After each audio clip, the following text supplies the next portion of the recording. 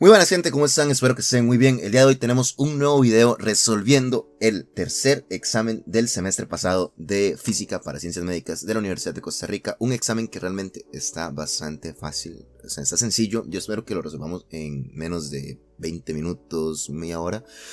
Son 5 problemas, si no me equivoco, son 4 de solución y uno que es teórico. El teórico es también bastante sencillo. Entonces, lo que vamos a tener hoy es esta pequeña explicación e introducción del video. Cualquier duda que tengan, ya saben que la pueden dejar en los comentarios. Creo que el video va a estar lo más explicado posible, todo ahí va a estar detallado. Ya saben que al final la intención de esos videos es poder ayudarles a las personas que estén llevando este curso, que sé que es el que se ve para medicina y creo que también microbiología, no sé si alguna otra carrera también lo tiene que ver, pero espero que les sirva, porque mucha gente me ha dicho que muchas gracias por poder ayudarles, que les ha gustado el video, y al final eso para mí es lo más importante. Más allá de todo lo que se diga, estoy muy contento de que pues los videos están teniendo ese alcance, y poco a poco no he tenido chance para poder abarcar otros cursos. Me gustaría muchísimo, pero por la cuestión de tiempo me ha costado. Pero sí, este semestre he tratado como de darle énfasis a la parte de Física para Ciencias Médicas, y ya en próximos semestres voy a intentar acomodarme más con el tiempo, porque bueno, ya estoy terminando prácticamente la carrera, entonces voy a tener más chance para poder dedicarme a esto de hacer más videos para poder ayudar a las personas que lo necesiten. Así que nada, muchas gracias otra vez por todo el apoyo. Ojalá que el video les sirva, que lo compartan con todos sus amigos que estén llevando cursos parecidos, o que lo guarden si en algún momento tienen que llevar un curso de este tipo. Y nada, los dejo con el video y muchas gracias siempre por todo el apoyo y nos vemos. Y bueno, ya ahora sí podemos empezar a resolver el examen. Vean que son 5 preguntas, una es una pregunta adicional, pero vamos a empezar como siempre desde el inicio. Entonces vamos a empezar con la primera pregunta. Es una pregunta de 2 espejos planos, que al final nada más van a ver que este ejercicio es el más sencillo de todo el examen, porque se resuelve casi que en 2 líneas, y vamos a leerlo, ¿ok? Entonces leemos, nos dicen: 2 espejos planos M1 y M2 se colocan juntos como se ve en la siguiente figura. Okay, tenemos ahí la representación. Nos dice: si el ángulo alfa que forman los 2 espejos es de 70 grados y el ángulo de incidencia es beta incidente 1 de un rayo de luz y que incide, bueno, en M1, y nos dan ahí la medida que es 35 grados, nos preguntan cuál es el ángulo de reflexión beta reflejado 2 para M2. O sea, tenemos que ver cuál es el rayo que se refleja después de esta interacción de un rayo de luz con los 2 espejos que estamos trabajando. Así que para eso vamos a hacer aquí tal vez el dibujo. Vamos a hacer el dibujo nosotros para que sea más claro, porque tal vez con esa representación lo ven un poquito opaco, pero tranquilos, van a ver que es bastante fácil. Entonces tenemos esto, y nosotros tenemos acá que hay un ángulo de 70 grados, ok. Este ángulo que se forma acá es de 70 grados. Entonces tenemos ahí 70 grados, y podemos imaginar un rayo de luz que va a impactar en esa dirección. De acá, ¿qué es lo que tenemos que saber? Bueno, tenemos que saber primero que los rayos de luz, al incidir, van a formar un ángulo, ¿ok? Entonces este ángulo va a estar incidiendo acá, ¿ok? Y va a formar acá un ángulo. Este ángulo que va a estar formando es un ángulo de, nos dicen ahí, 35 grados. El ángulo que forma ese rayo con el rayo reflejado es el mismo. ¿Por qué? Porque hay una ley de reflexión que nos dice que el ángulo incidente es igual al ángulo reflejado. Aquí muy importante, esta R es de reflejado, no de refractado, porque la refracción es cuando la luz pasa de un medio a otro, pero en este caso la luz está quedando en el mismo medio, ¿ok? O sea, choca con un espejo, pero sigue estando en el medio que digamos que es el aire, ¿ok? Entonces el ángulo con el que se va a reflejar es el mismo. Así que yo puedo hacer este dibujo. Vamos a intentar poner aquí el ángulo, aquí el rayo ya reflejado, ok, digamos que sigue esa dirección, okay, y él va a seguir acá hasta chocar y después va a salir con un cierto ángulo, okay. Entonces el ángulo que está acá también es de 35 grados. Okay, este ángulo que está acá es de 35 grados. Yo lo que quiero encontrar es el ángulo con el que va a salir el rayo este de acá. Okay, quiero encontrar el ángulo que va acá. Esto es lo que queremos encontrar. Ok. Entonces queremos encontrar este ángulo que vamos a ponerle que es X. Ok. Entonces, ¿qué más podemos ver aquí? Bueno, vean que acá se forma un ángulo de 90 grados. Entonces, el ángulo que está aquí, que casi no se ve, ahí voy a intentar señalarlo, eso es lo que le falta a 35 grados para llegar a 90. ¿Por qué? Porque todo este ángulo es de 90 grados. Y si ya tengo ahí un ángulo de 35, ¿cuánto falta para llegar a 90? Pues serían entonces 55 grados. ¿Por qué? Porque 35 más 55 me da 90. Entonces tenemos eso y aquí se me va a formar otro ángulo. ¿Okay? Este ángulo que se me forma aquí, ¿de cuánto va a ser? Yo sé que la suma de los ángulos de un triángulo es 180 grados. Aquí tengo un ángulo de 55, uno de 70 y aquí tengo un ángulo que quiero encontrar.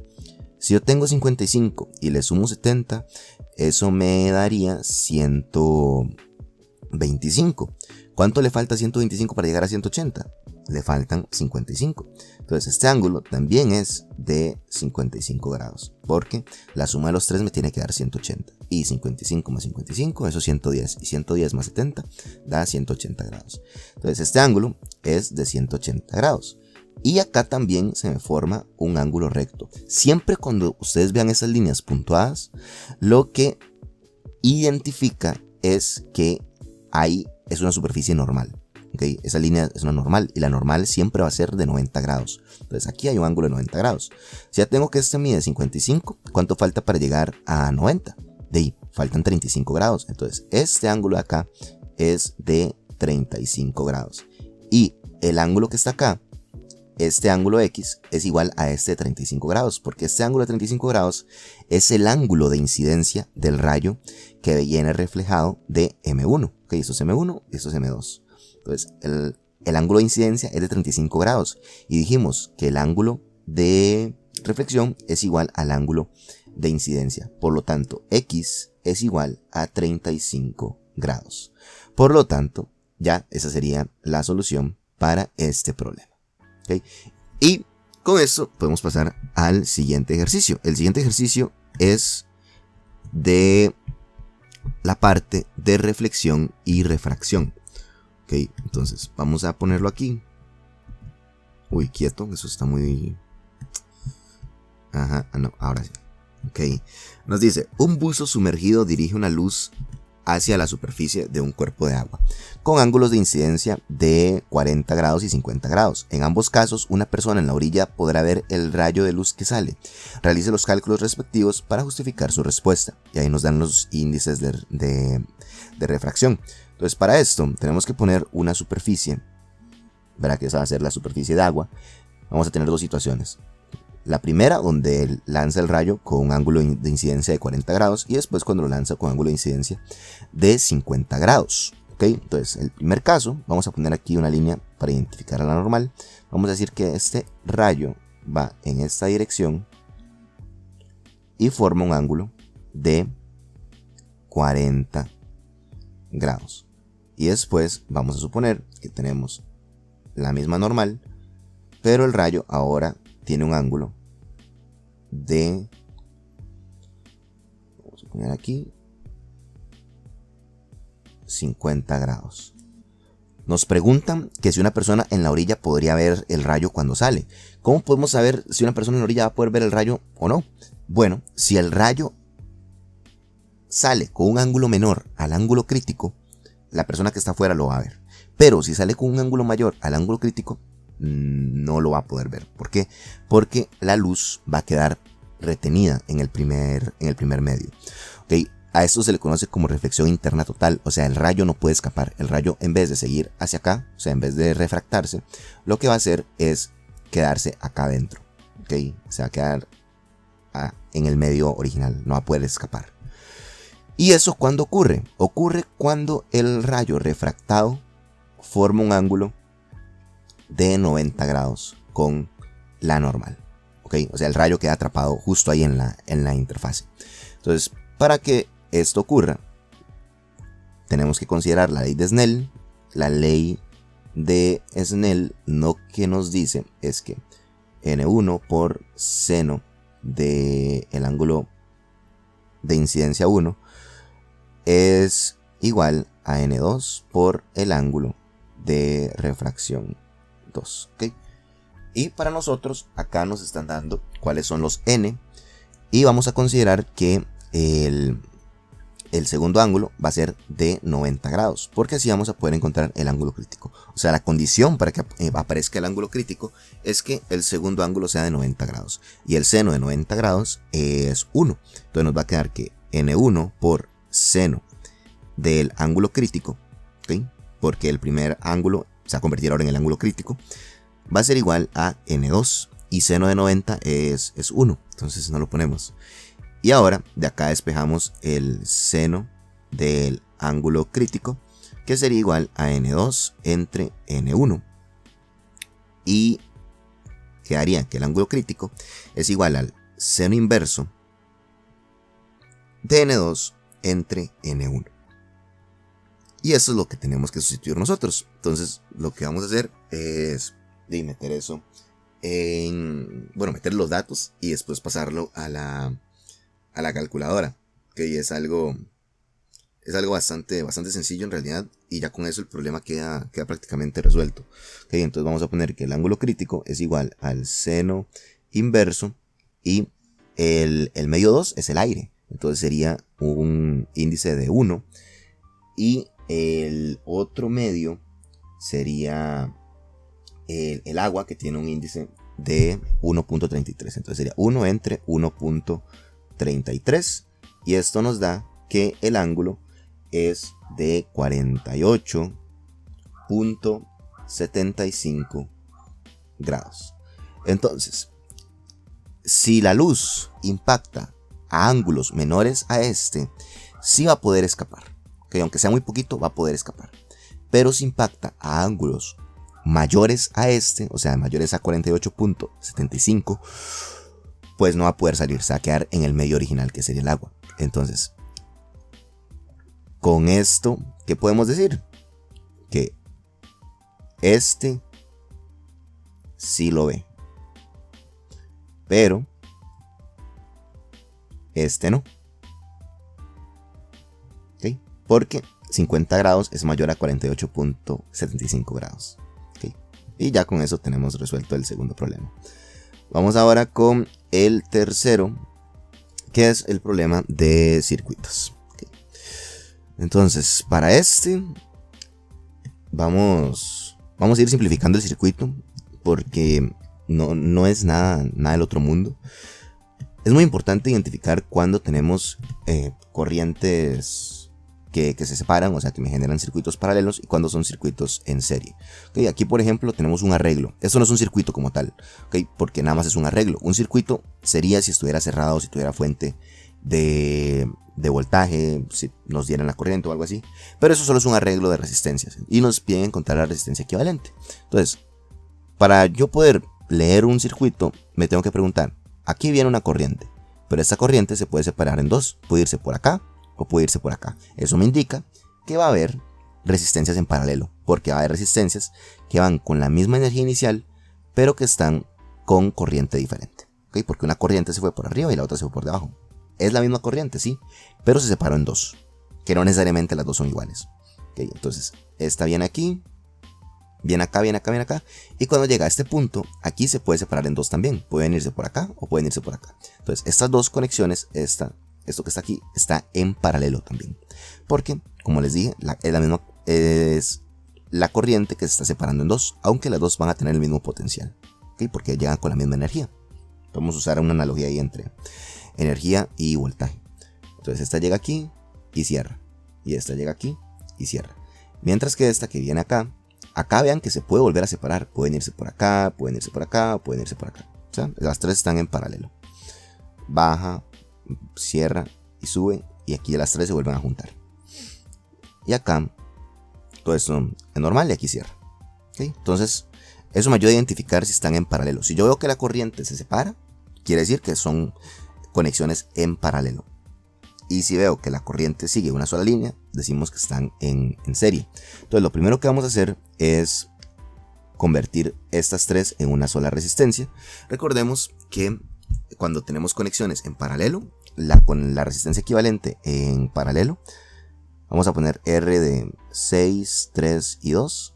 Eso es hacer 1 entre cada resistencia, o sea, 1 entre 6 más 1 entre 3 más 1 entre 2. Y todo esto lo elevo a la menos 1. ¿Okay? Esa va a ser mi resistencia equivalente para esos tres resistores que están ahí. Entonces ustedes meten eso en la calculadora. 1 entre 6 más 1 entre 3 más 1 entre 2. Y todo eso lo elevan a la menos 1. Y eso da justamente 1.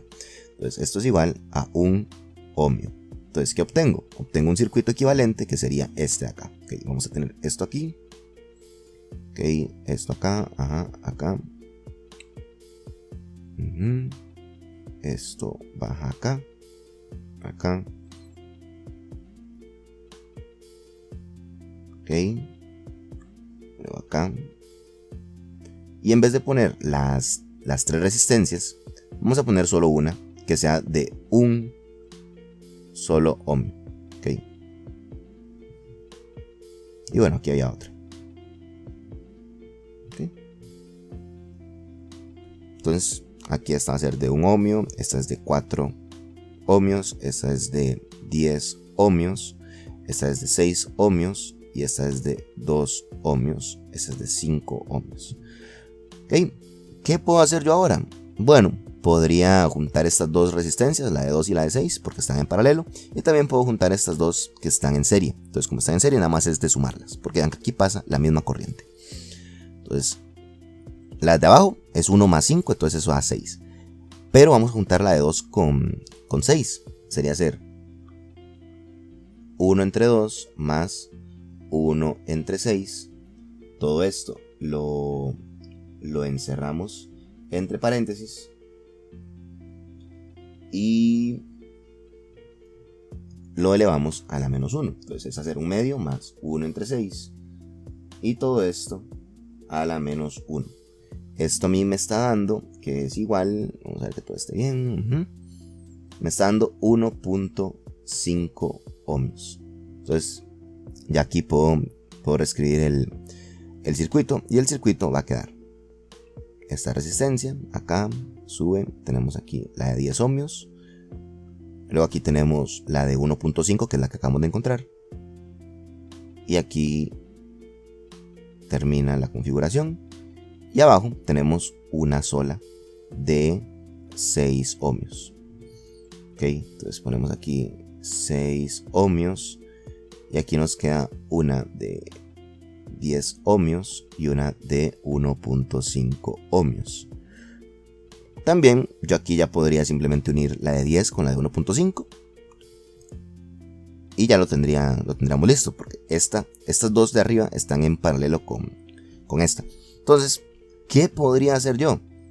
Y vamos a saltarnos este paso de sumarlas. ¿Okay? 10 y 1.5, esa va a 11.5. Entonces vamos a juntar estas dos resistencias, las dos que están arriba con la que está abajo. ¿Okay? La resistencia equivalente de arriba es 11.5. Entonces vamos a hacer 1 entre 11.5 más 1 entre 6, todo esto a la menos 1. ¿Okay? Entonces sería 1 entre 11.5 más 1 entre 6 y todo esto a la menos 1. Y esto da 3.94. ¿Okay? Lo único que hicimos fue juntar las dos de arriba y conectarlas en paralelo con la de abajo. ¿Okay? Y ahora el circuito nos quedaría como una resistencia de 4 ohmios y otra resistencia de 3.94 ohmios. Y son dos resistencias que están en serie. Entonces esto sería igual a una sola resistencia de 4 más 3.94, eso da 7.94 ohmios. Y ahí tenemos la respuesta del problema. ¿Okay? Entonces vean que es nada más ir teniendo mucho cuidado de cómo se simplifica. Y ya con eso queda listo el problema. Ahora vamos con el último problema, que es tal vez el más aburrido de todos, porque es de cargas eléctricas, de sacar esto de las fuerzas. Entonces, vamos a ver.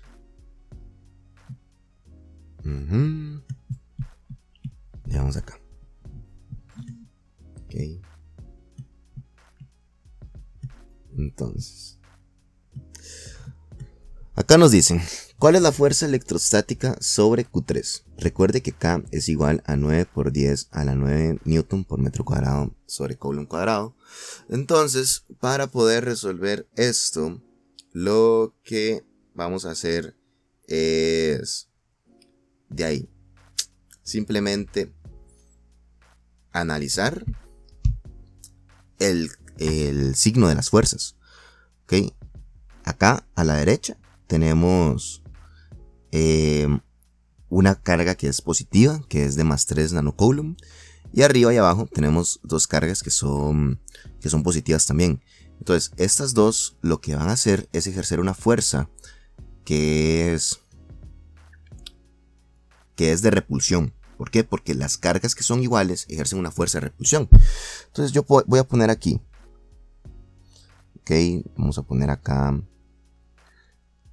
la carga 3. Vamos a poner acá arriba la carga 1. Y vamos a poner acá abajo la carga 2. Ok.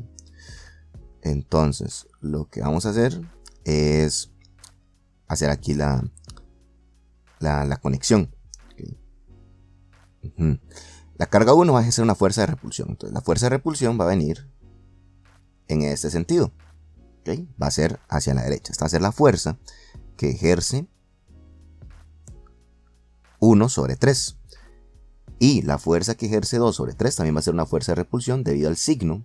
Entonces acá vamos a poner que esta es la fuerza de repulsión que ejerce 2 sobre 3. Y acá se van a formar un par de ángulos, que recordemos que como estamos trabajando con una fuerza, estamos trabajando con componentes de un vector, necesitamos conocer el ángulo al que se están aplicando. ¿Okay? Necesitamos conocer esos ángulos θ, que los dos son iguales. ¿Y cómo podemos saber cuáles son esos ángulos? Bueno, sabemos que hacia arriba, aquí tenemos 0.3 metros. Y hacia la derecha tenemos 0.4 metros. Recuerden que si yo tengo un triángulo rectángulo, más o menos así. Y si yo tengo un triángulo rectángulo, donde este ángulo es un ángulo recto, y tengo aquí un ángulo y tengo el lado opuesto, tengo el lado adyacente, la tangente de ese ángulo es igual a opuesto entre adyacente. Y si el tangente de un ángulo es opuesto entre adyacente, entonces el tangente inverso de opuesto entre adyacente es igual al ángulo. ¿Okay? Entonces yo puedo encontrar ese ángulo haciendo tangente inverso de el lado opuesto, que sería 0.3 metros, entre el lado adyacente, que es 0.4 metros. Y eso lo metemos a la calculadora para saber cuál es el ángulo. Okay. Entonces vamos a ver cuánto nos da. Creo que debería dar como 45 o algo así. Entonces vamos a ver 3 entre 0.4. Bueno, da cercano. Da 36.87 grados. Ok, tenemos ahí el ángulo al que se está aplicando la fuerza. Después, vean que esta fuerza va a tener dos componentes. Va a tener una componente en X y una componente en Y. Pero las dos cargas, la de arriba y la de abajo, son iguales. Las dos son de 2.5 nanocoulomb. Entonces podemos decir que la fuerza en Y es igual a 0, porque se van a anular entre ellas. Y ustedes lo pueden demostrar. Pueden sacar el seno y van a ver que una da que apunta hacia abajo y la otra apunta hacia arriba. Entonces son signos contrarios y se van a cancelar. Entonces al final, acá realmente esto no es un vector, esto nada más es Fy. O sea, Fy es igual a 0. Pero Fx sí lo podemos calcular. Fx ¿Cómo lo vamos a calcular? Recordemos que la fuerza eléctrica es K por Q1 por Q2 entre R cuadrado. ¿Ok? Y si yo quiero calcular Fx, Fx es la fuerza por el coseno del ángulo y Fy es la fuerza por el seno del ángulo.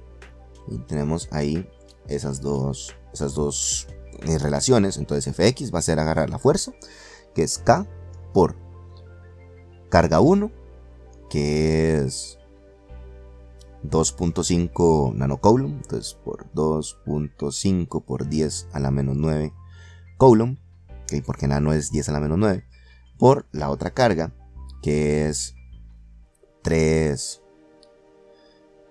nanocoulomb. Entonces por 3 por 10 a la menos 9.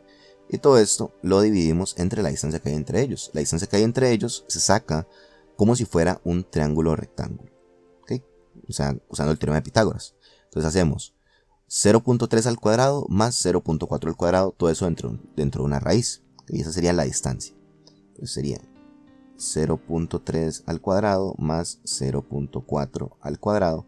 Pero esa es la distancia, pero la distancia está al cuadrado. Entonces esto elevado al cuadrado. Vean que la raíz al final se termina eliminando.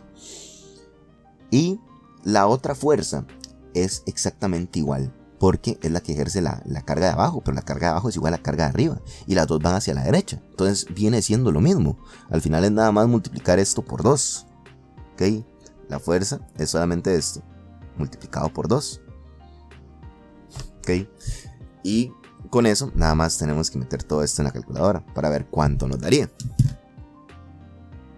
Y vamos a ver cuánto es esto. Entonces recordemos siempre que la fuerza que la constante K tiene un valor de 9 por 10 a la 9.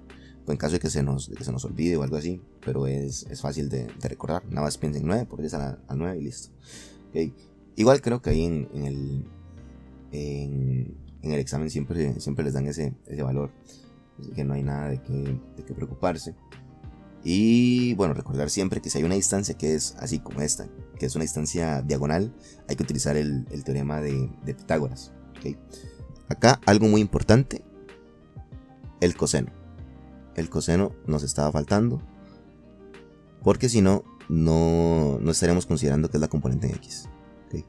Entonces, cuando ustedes hacen todo esto y multiplican por el coseno de 36.87, les da que el resultado es igual a 4.32 por 10 a la menos 3, 4, 5, 6, 7, si no me equivoco.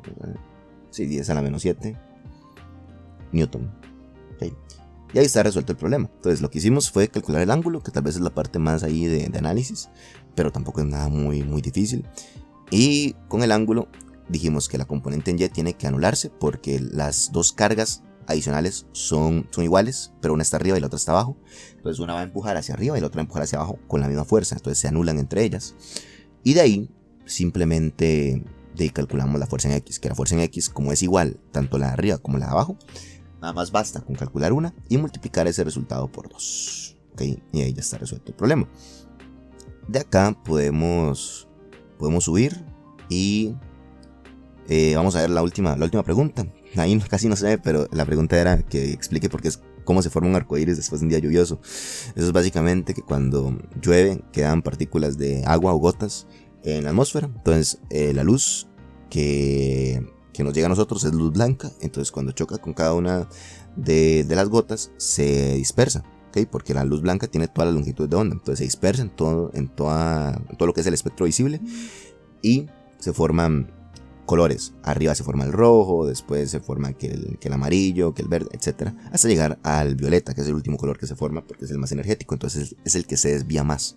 Entonces, ¿por qué se forma un arco iris? Debido a la refracción de la luz sobre un medio y descomponerse de la luz blanca, importante, y se descompone en todas sus longitudes de onda, empezando en el rojo y terminando en el violeta, lo que forma el espectro que se conoce como arco iris. ¿Okay?